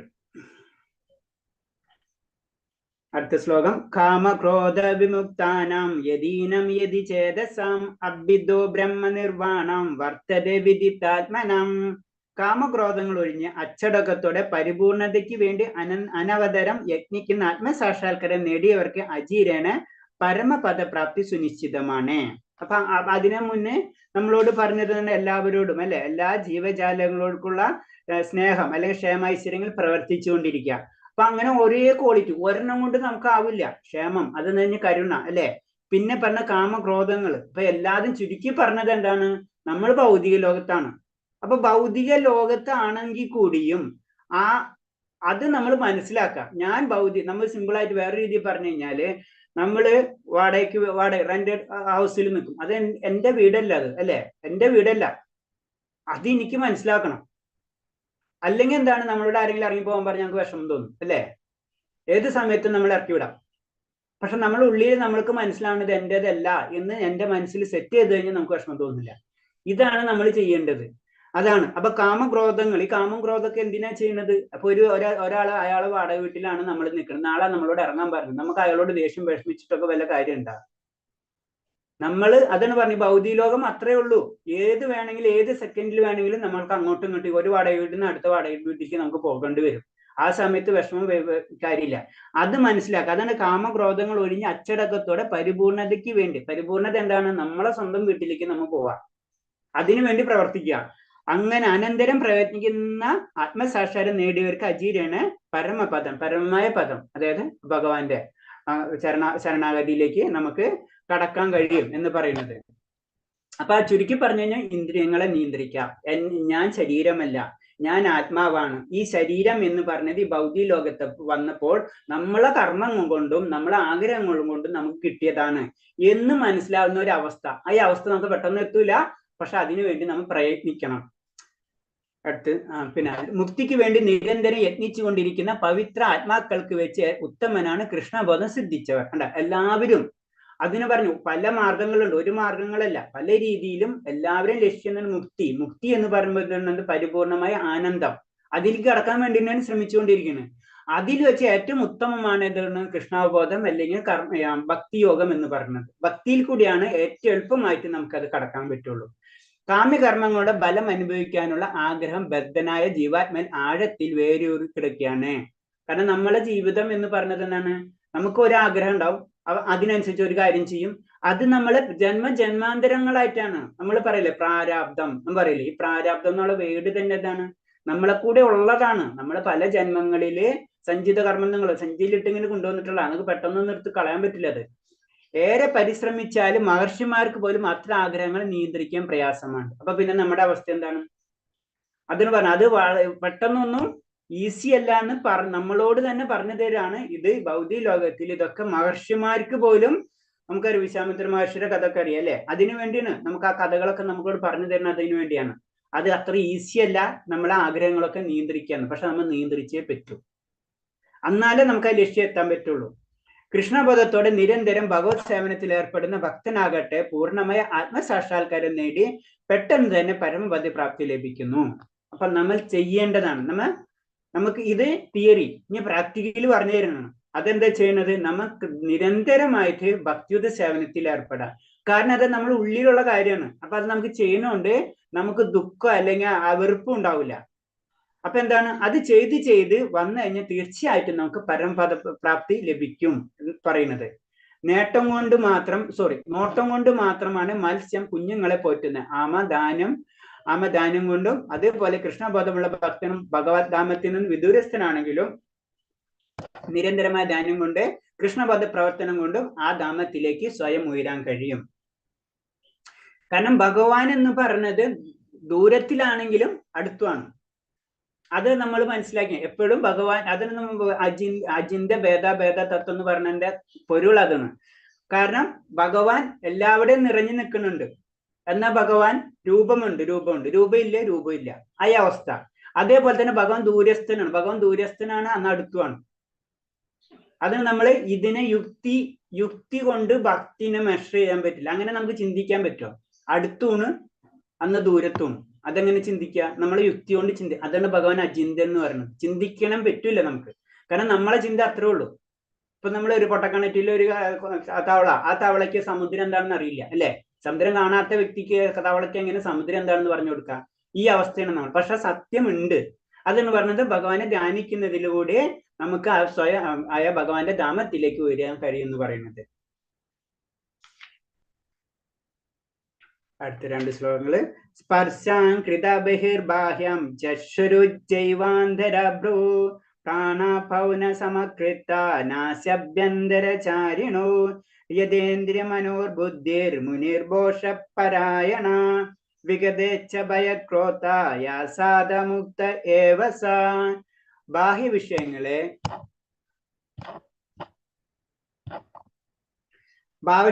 വിഷയങ്ങളെല്ലാം നിരോധിച്ചും പുരികങ്ങൾക്കിടയിൽ ദൃഷ്ടി ഉറപ്പിച്ചും ശ്വാസോച്ഛ്വാസങ്ങളെ നാസധാരങ്ങളെ സമനിലയിൽ നിർത്തിയും ഇന്ദ്രിയങ്ങളെയും മനസ്സിലെയും ബുദ്ധിയെയും നിയന്ത്രിച്ച് മുക്തി ലക്ഷ്യമാക്കിയ യോഗി രാഗദോഷങ്ങളെ ഭയത്തിൽ നിന്ന് മോചനം നേടുന്നു. സദാ ഈ അവസ്ഥയിൽ പുലരുന്ന അയാൾ മുക്തൻ തന്നെ. ഇപ്പൊ നമ്മൾ സാധാരണ രീതിയിൽ നമ്മള് പലരും നമ്മൾ പഠിക്കാൻ പോയിട്ടുണ്ടാവും അല്ലെ? അഷ്ടാംഗ യോഗാഭ്യാസം യോഗ പഠിക്കാൻ പോയിട്ടുണ്ടാവും. അപ്പൊ അവര് പറഞ്ഞു തരുന്ന കാര്യങ്ങളൊക്കെയാണ് അതല്ലേ? ശരിക്കും അഷ്ടാംഗ യോഗത്തിൽ വരുന്ന പാർട്ടുകളാണിത്. അതിൽ കൂടെ നമുക്ക് കടക്കാൻ പറ്റും. അങ്ങനെ അതാണ് പറഞ്ഞത്. എന്താണ്? ബാഹ്യ വിഷയങ്ങളൊക്കെ നിരോധിക്കുക. നമ്മൾ പിന്നെ അതേപോലെ പുരികങ്ങള് ഇതൊക്കെ നമ്മൾ ചെയ്യുന്ന പറഞ്ഞു കഴിഞ്ഞാൽ യോഗയില് നമുക്ക് പഠിക്കാൻ പറ്റും ഇങ്ങനത്തെ കാര്യങ്ങൾ. അപ്പൊ അങ്ങനെ ചെയ്ത് ലാസ്റ്റ് എന്താണ്? സദാ ഈ അവസ്ഥയിൽ പുലരുന്ന ഒരാൾ അമുക്തൻ തന്നെ. അപ്പൊ അത് എന്താ പ്രോബ്ലം എന്താണ്? അത് ഈസി അല്ല. നമ്മളോട് കുറച്ചു നേരം നമ്മളോട് കണ്ണടച്ചിരുന്നിട്ട് ഇങ്ങനെയൊക്കെ ചിന്തിക്കാൻ പറഞ്ഞു കഴിഞ്ഞാൽ നമ്മൾ ചിലപ്പോൾ കുറച്ചു നേരം കണ്ണടച്ചാൽ ഉറങ്ങിപ്പോകും. ഇതാണ് സംഭവിക്കാൻ പോണം. യോഗ ചെന്നിരുന്ന ചിലർക്ക് അനുഭവം ഉണ്ടായിട്ടുണ്ടാവും. കണ്ണടച്ചിരുന്ന് ഒരു വസ്തുവിനെ ചിന്തിക്കാനൊക്കെ പറയുമ്പോൾ ഏത് വസ്തുവിനെ ചിന്തിക്കുന്ന നടക്കുന്ന നമുക്കറിയില്ല. അല്ലെങ്കിൽ ബ്ലാങ്ക് ആയിട്ട് ചിന്തിക്കും. പലരും പല രീതിയിൽ പഠിപ്പിക്കും. അപ്പൊ എന്താണ് ലാസ്റ്റ് സംഭവിക്കുക? ഒന്നിനെ ബോറടിക്കും, അല്ലെങ്കിൽ ഉറങ്ങും ഇതൊക്കെ അപ്പൊ പിന്നെ ലാസ്റ്റ് എന്താണ്?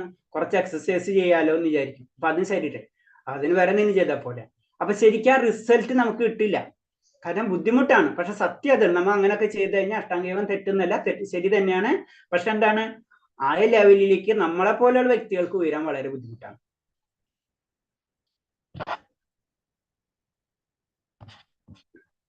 അതിൽ പറയുന്നത് യമ, നിയമ, ആസന, പ്രാണായാമ, പ്രത്യാഹാര, ധാരണ, ധ്യാനം, സമാധി എന്നിങ്ങനെ 8 വിഭാഗങ്ങൾ ഉൾപ്പെടുന്നതാണ് അഷ്ടാംഗ യോഗം. അപ്പൊ ഓരോ സ്റ്റെപ്പുകൾ പറഞ്ഞു. ഇത്രയും സ്റ്റെപ്പുകൾ ഉയർന്നു പോകണം നമ്മൾ. യമം, നിയമം, അതായത് നമ്മള് റെഗുലേഷൻസ്, യമം, റൂൾസ്, നിയമം, ഇങ്ങനെയൊക്കെ ചെയ്യണം. ഇതൊന്നും നമ്മൾ ഒഴിവാക്കണം. യമം ഒഴിവാക്കേണ്ടത്, നിയമം ചെയ്യേണ്ടത്. പിന്നെ നമ്മൾ ആസനം, അതായത് ഇരിക്കേണ്ട പല രീതികളുണ്ട് നമ്മളല്ലേ. പ്രാണായാമം, മനസ്സിനെ വായുവിനെ ക്രമീകരിക്കുക. പ്രത്യാഹാരം, ഇതേപോലെ തന്നെ മനസ്സിന് ഇന്ദ്രിയങ്ങളെ നിയന്ത്രിക്കണം. അങ്ങനെ ധാരണ, ധ്യാനം, സമാധി, ഇങ്ങനെ പല സ്റ്റെപ്പുകളിൽ കൂടിയാണ് നമ്മൾ സമാധി എന്നുള്ള ഒരു അവസ്ഥയിലേക്ക് എത്തുന്നത്. അപ്പൊ സാധാരണ രീതിയിൽ ജനറൽ ആയിട്ട് നമ്മൾ മാക്സിമം എവിടെ പ്രാണായാമം വരെ നമ്മൾ കേട്ടിട്ടുണ്ടാവുള്ളൂ. ജനറൽ ആയിട്ട് പറയുമ്പോൾ അല്ലെ?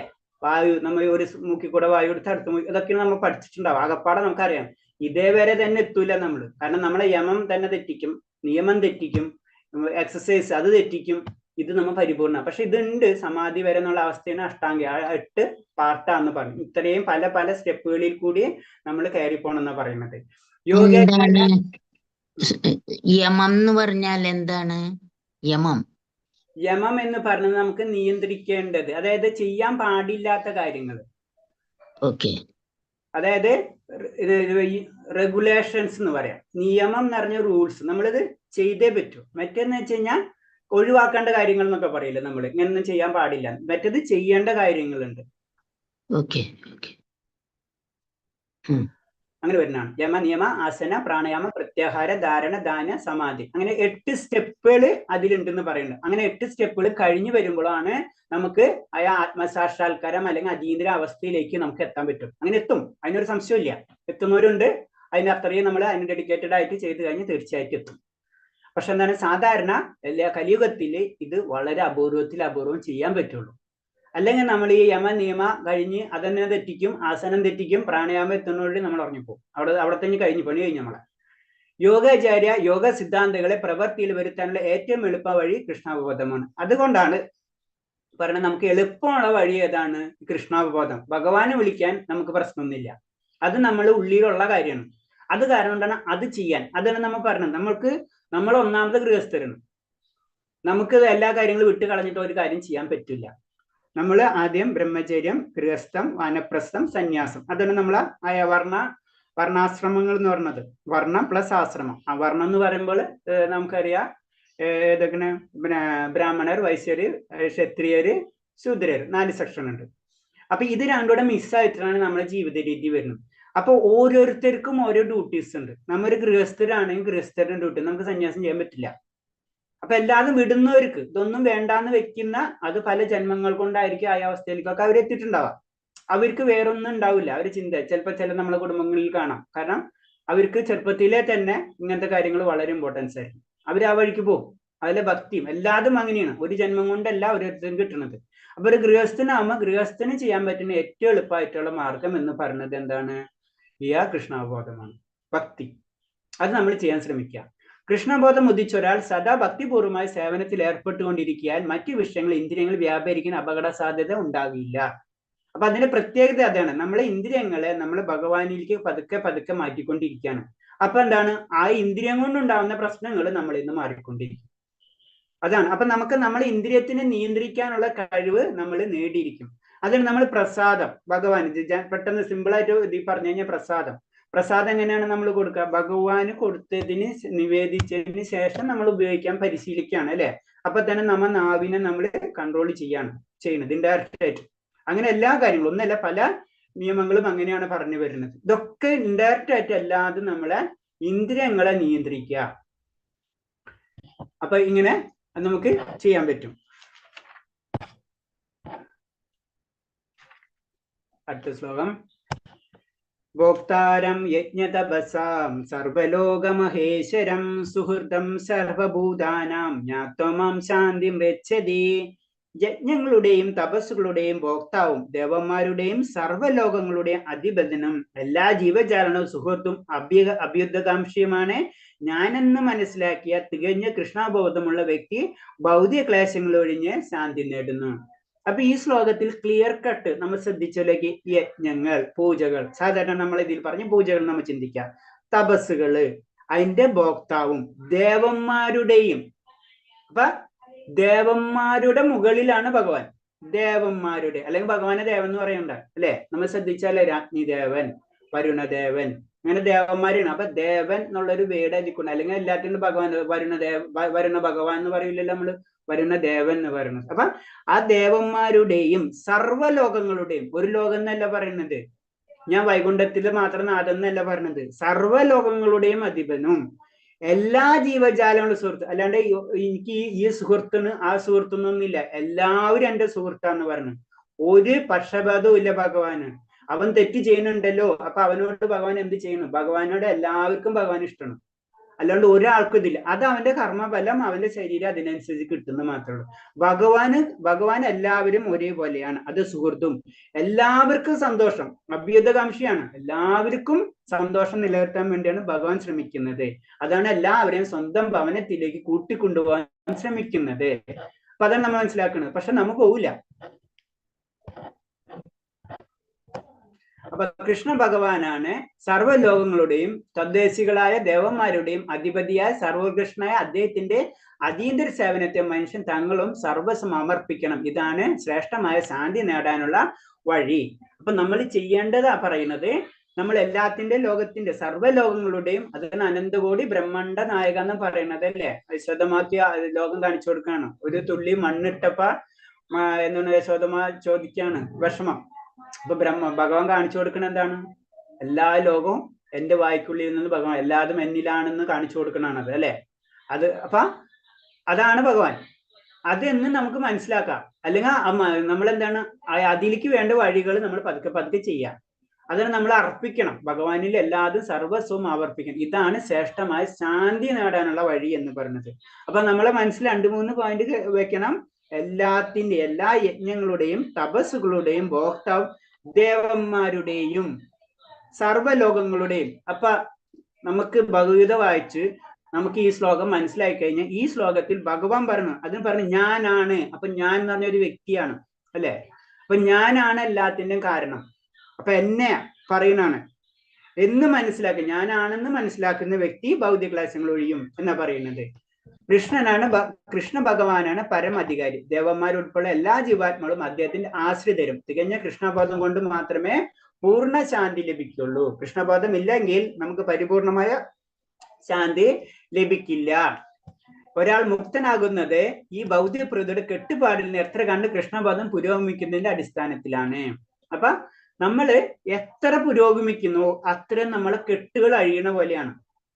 നമ്മൾ അത്രയും കെട്ടിയിരിക്കുകയാണ്. കാരണം നമ്മൾ പറഞ്ഞു, അതിന് മുന്നത്തെ ശ്ലോകങ്ങളിൽ പറഞ്ഞു, എത്ര നമ്മൾ എന്താണ് ആഗ്രഹങ്ങൾ കൂടും തോറും നമുക്ക് ബന്ധനങ്ങൾ കൂടിക്കൊണ്ടിരിക്കും അല്ലെ. അപ്പൊ കർമ്മബലങ്ങളും അതൊക്കെ കൂടിക്കൊണ്ടിരിക്കും. അതൊക്കെ ഡീറ്റെയിൽ ആയിട്ട് പിന്നീടുള്ള അധ്യായങ്ങളിൽ വരുന്നുണ്ട്. ഒരു വലിയ വടവൃക്ഷത്തെ പോലെയാണ് നമ്മളെ ബന്ധനങ്ങളും. അത്ര ഇങ്ങനെ വളർന്നു വരുതുകൊണ്ടിരിക്കുക. ഒരു ബന്ധനം അടുത്ത ബന്ധനം ഇങ്ങനെ കുടുങ്ങിക്കൊണ്ടിരിക്കുകയാണ്. പക്ഷെ എന്താണ് ഭക്തിയുത സേവനങ്ങൾ, ഭഗവാനുള്ള പ്രേമഭക്തി വളരുന്നതനുസരിച്ച് കെട്ടുകൾ ഓരോന്നോരോന്നായിട്ട് അഴിഞ്ഞുകൊണ്ടിരിക്കും. ഭക്തിപൂർവമായ സേവനത്തിന് മാത്രം മനുഷ്യന് ശാന്തി നൽകാൻ കഴിയും. ഇതാണ് ജീവിതത്തിന്റെ പരിപൂർണത. ജീവിതം പരിപൂർണത എന്ന് പറയുമ്പോൾ എന്താണ്? ആ ശാന്തി, മനസ്സമാധാനം നമ്മളെ ഭാഷയിൽ പറഞ്ഞു കഴിഞ്ഞാൽ അതിനെന്താണ്? ഭക്തിപൂർവമായിട്ടുള്ള സേവനത്തിൽ മാത്രമേ, ഭഗവാനിലുള്ള പ്രേമഭക്തിയിലൂടെ മാത്രമേ പരിപൂർണമായിട്ടുള്ള ഒരു ശാന്തി നമുക്ക് കിട്ടുകയുള്ളൂ എന്നാ പറയുന്നത്. ജസ്റ്റ് ഞാനൊന്ന് റിപ്പീറ്റ് ചെയ്യാം. 18ാമത്തെ ശ്ലോകത്തിൽ നമ്മൾ പറഞ്ഞത് ഒരു ഭക്തൻ അല്ലെങ്കിൽ ഒരു പണ്ഡിതനെ പറ്റിയാണ് അല്ലെ. എല്ലാവരെയും ഒരേപോലെ കാണാൻ, പശു ആയാലും അത് ആനയായാലും നായയായാലും ചണ്ടാലനായാലും ഒരേപോലെ കാണാവുന്ന ഒരവസ്ഥ, അതാണ് ഭക്തൻ, അതാണ് പണ്ഡിതൻ, അതാണ് ബുദ്ധിയോഗം, അതാണ് ഭക്തിയോഗം. പിന്നെ ആ വ്യക്തിക്ക് ഉണ്ടാവുന്ന പ്രത്യേകതകളാണ് പറഞ്ഞത്. ഭക്തൻ ഉണ്ടാവുന്ന പ്രത്യേകതകളാണ്. ആ വ്യക്തി എന്താണ്? ആഹ്ലാദത്തിലോ അല്ലെങ്കിൽ ദുഃഖത്തിലോ ഒന്നും ആൾക്ക് യാതൊരു ഭാവവ്യത്യാസം ഉണ്ടാവില്ല. കാരണം ഉള്ളിൽ എന്താണ്? പരമാത്മാവ്, ജീവാത്മാവുണ്ട്. അതെന്താണ് അത് പറഞ്ഞതെന്ന് വെച്ച് കഴിഞ്ഞാൽ എന്താണ്? 25ാം ശ്ലോകത്തിൽ അതാണ് പറഞ്ഞത്. അത് ഉള്ളില് സന്തോഷം അനുഭവിച്ചുകൊണ്ടിരിക്കുക ആ വ്യക്തി. അപ്പൊ പുറമുള്ള ദുഃഖവും സന്തോഷവും നമുക്ക് ബാധിക്കില്ല. നമ്മളെ ചുറ്റുപാട്, നമ്മളെ വീട്ടില് നല്ല രീതിയിൽ ഒരു പ്രോഗ്രാം നടക്കണം, നല്ല രീതിയിൽ എല്ലാവരും എൻജോയ് ചെയ്തുകൊണ്ടിരിക്കുന്ന സമയത്ത് പുറത്ത് നമ്മളെ പ്രശ്നങ്ങൾ നമ്മളെ അലട്ടില്ല അല്ലെ. ഇത് തന്നെ നമ്മളെ പുറത്ത് ഉള്ളിലാണ് സന്തോഷം, അത് അനുഭവിച്ചുകൊണ്ടിരിക്കുകയായിരിക്കും ഒരു ഭക്തൻ. അത് കാരണം പുറത്തുള്ള കാര്യങ്ങളിൽ വലിയ ബന്ധങ്ങൾ ഉണ്ടാവില്ല. അത് കാരണം കൊണ്ടാണ് ഈ പുറത്തുള്ളതൊക്കെ പുറത്താണ്. ഭൗതിക ഇന്ദ്രിയങ്ങളും അതിനോട് ബന്ധപ്പെട്ടുള്ള ശരീരമൊക്കെ പുറത്താണ്.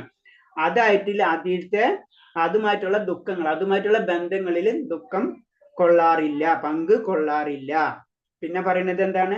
നമ്മൾ എത്ര ഭൗതിക ആസക്തി ഉണ്ടാവണോ അത്രയധികം ക്ലേശങ്ങൾ നമുക്ക് ഉണ്ടായിക്കൊണ്ടിരിക്കും, അത്രയുള്ള പാപപ്രതികാരണങ്ങൾ നമുക്ക് ഉണ്ടായിക്കൊണ്ടിരിക്കും. അപ്പൊ സിമ്പിൾ ആയിട്ട് അതിൽ നിന്ന് മനസ്സിലാക്കേണ്ട എത്രയും ലളിതമായിട്ട് ജീവിക്കാൻ നമ്മൾ പരിശീലിക്കണം. അത് സാത്വിക ലെവലിലേക്ക് നമ്മൾ ഉയരണം.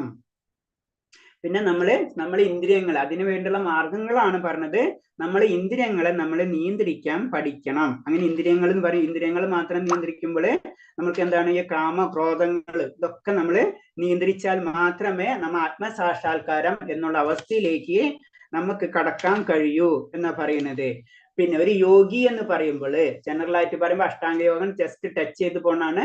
അഷ്ടാംഗ യോഗത്തിൽ പറയുന്ന പോലെ തന്നെ ഈ പല സ്റ്റെപ്പുകൾ പറഞ്ഞല്ലോ, യമ നിയമ ആസന അങ്ങനെ പറഞ്ഞിട്ടുള്ള സമാധി വരെയുള്ള പൊസിഷൻസ് ഉണ്ട്. അതിലൂടെയും നമുക്ക് എന്താണ് ആത്മസാക്ഷാത്കാരത്തിൽ കടക്കാൻ പറ്റും. അവിടെയും നമ്മൾ ചെയ്താണ് നമ്മൾ ഇന്ദ്രിയങ്ങളെ നിയന്ത്രിക്കുകയാണ് ചെയ്യുന്നത്. അവിടെയും അഷ്ടാംഗ യോഗം ചെയ്യുമ്പോഴും നമ്മളെ ഇന്ദ്രിയങ്ങളെ നിയന്ത്രിക്കുകയാണ്. നിയമം യമ നിയമ ആസന പ്രാണായാമം പ്രത്യാഹാര ധാരണം ധാനം. ജസ്റ്റ് നോക്കട്ടെ മനസ്സിലായി.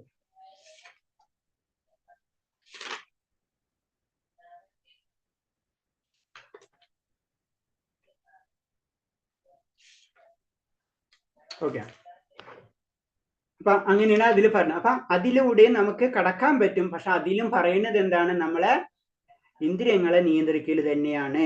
പിന്നെ ഒരു കാര്യം നമ്മൾ മനസ്സിലാക്കിയിരിക്കണം, ഭഗവാൻ ക്ലിയർ ആയിട്ട് പറഞ്ഞ എല്ലാ യജ്ഞങ്ങളുടെയും എല്ലാ തപസ്സുകളുടെയും ഭോക്താവ് ഞാൻ തന്നെയാണ്. ദേവന്മാരുടെയും സർവ്വലോകങ്ങളുടെയും അധിപനാണ് ഞാൻ. എല്ലാ ജീവജാലങ്ങൾക്കും എല്ലാവരോടും സ്നേഹമാണ്. അല്ലാണ്ട് അവനോട് സ്നേഹം ഇവനോട് സ്നേഹം എന്നില്ല. എല്ലാവർക്കും സന്തോഷം വരാൻ തന്നെയാണ് ഭഗവാൻ ആഗ്രഹിക്കുന്നത്. ഇത് മനസ്സിലാക്കുന്ന വ്യക്തി എന്താണ്, ഭൗതിക ക്ലേശങ്ങൾ ഒഴിഞ്ഞ് ശാന്തി നേടുന്നു എന്ന് പറഞ്ഞു നിർത്താണ് അധ്യായം. നമുക്ക് 6ാമത്തെ അധ്യായം ഒന്ന് സ്റ്റാർട്ട് ചെയ്യാം. ഇത്രയും പറഞ്ഞതിൽ സംശയങ്ങൾ വല്ലതുണ്ടോ 5ാം അധ്യായത്തില്? പ്രഭുജി, അഷ്ടാംഗ യോഗത്തിനെ കുറിച്ച് ഒന്നും കൂടി ഒന്ന് ക്ലിയർ ആയി പറഞ്ഞാൽ നന്നായിരിക്കും. ചെറിയ അതായത് അത് ഓരോന്നും നമുക്ക് അത് ബ്രേക്ക് ആയിട്ട് തരാൻ പറ്റുമോ? യമം നിയമം ആസനം പ്രാണായാമം പ്രത്യാഹാരം ധാരണം ധാന്യം. മനസ്സിലായി. അത് നോക്കായിരുന്നു ഞാൻ നോക്കിയിട്ട് ഒന്നും കൂടെ ക്ലിയർ ആയിട്ട് പറഞ്ഞുതരാം. ഓക്കെ, നാളെ ഞാൻ ഡീറ്റെയിൽ ആയിട്ട് നോക്കട്ടെ ഞാൻ. ഓക്കെ, മനസ്സിലായി. യമ നിയമ ആസന പ്രാണായാമ പ്രത്യാഹാര ധാരണ ധാന സമാധി, അങ്ങനെ 8 പോയിന്റുകളാണ് അഷ്ടാംഗ യോഗത്തിൽ വരുന്നത്. 8 പടവുകളാണ് നമ്മള്. അത് യമ അതായത് നിയന്ത്രിക്കേണ്ട കാര്യങ്ങള്, പിന്നെ ചെയ്യേണ്ട കാര്യങ്ങള് നമ്മളെ ആസനങ്ങളിൽ ചെയ്യണം, പിന്നെ പ്രാണശ്വാസം നിയന്ത്രിക്കണം. ചെറിയ വേരിയേഷൻസ് ഉള്ളത് തമ്മിൽ. അത് ഞാൻ നോക്കിയിട്ട് നാളെ ഞാൻ പറഞ്ഞുതരാം കേട്ടോ. ഓക്കെ, ഒന്ന് ഓർമ്മിപ്പിച്ചാൽ മതി. ഓക്കെ, വേറെ എന്തെങ്കിലും? ഇതല്ലാതെ നോട്ട് ചെയ്ത് വെച്ചിട്ടുണ്ടായിരുന്നത് മൈൻഡിൽ നോട്ട്. കൃഷ്ണ പ്രഭുജി, നമ്മുടെ 6ാമത്തെ അധ്യായം കഴിഞ്ഞല്ലേ ഇനി എക്സാം കാണോ? നമ്മൾ ചെയ്യാറില്ല. അങ്ങനെയല്ലേ ചെയ്യാറ്? എങ്ങനെ ചെയ്യാറത്? മറ്റേതിലൊക്കെ 6 അധ്യായം കഴിഞ്ഞ എക്സാം ഉണ്ടാറില്ല. നമ്മള് 6 കഴിഞ്ഞ് കഴിഞ്ഞാൽ എക്സാം നമ്മൾ നടത്താറുണ്ട്. ക്വസ്റ്റ്യൻ ആൻസർ അത് വെച്ചിട്ട്. ഓക്കെ. അപ്പൊ നമുക്ക് 55 ഒരു കാര്യം ചെയ്യുന്നു. നമുക്ക് 6 സ്റ്റാർട്ട് ചെയ്യാം. നമുക്ക് പ്രഭുജി, ഈ അധ്യായത്തിലെ ക്വസ്റ്റ്യൻ ആൻസർ നോക്കിയിട്ടില്ല. ഓക്കെ. ക്വസ്റ്റ്യൻ ആൻസർ നോക്കാനുണ്ട് അല്ലേ? ഓക്കെ, രേഷ്ണ സമയം പിടിക്കുമല്ലോ. 5 മിനിറ്റുള്ള പ്രഭുജി. നമുക്ക് അന്ന് ഇത് ചെയ്യാം. ആരാന്ന് ഇത് ചെയ്യാനുണ്ടോ? കീർത്തനം ചൊല്ലാനുണ്ടോ? നാളെ ഉണ്ടോ എന്ന് ജയലക്ഷ്മി മാതാജി പറഞ്ഞിട്ടുണ്ടായിരുന്നു. ഞാൻ പിന്നെ ഇന്നലെ ഉണ്ടായിരുന്നില്ല. ചെറുതായിട്ടൊന്ന് ചൊല്ലിക്കൊള്ളു മാതാജി.